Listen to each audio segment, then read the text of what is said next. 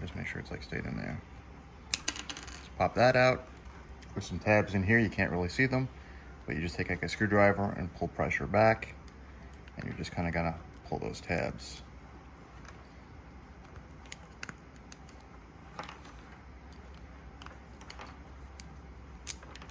Take it apart. I'm gonna take this off, reinsert that, take out the little white piece too, reinsert that. The purple wire is gonna go down here. I'm gonna put that held up like this in the bottom left.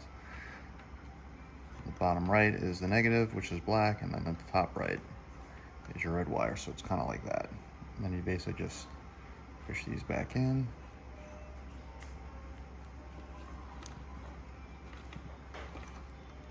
They'll actually push, oh, you can actually do it like this too.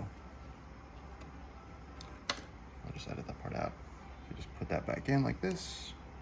Purple wire goes in the bottom, black wire in the bottom right, just like that, and then the top right's going to be your red wire.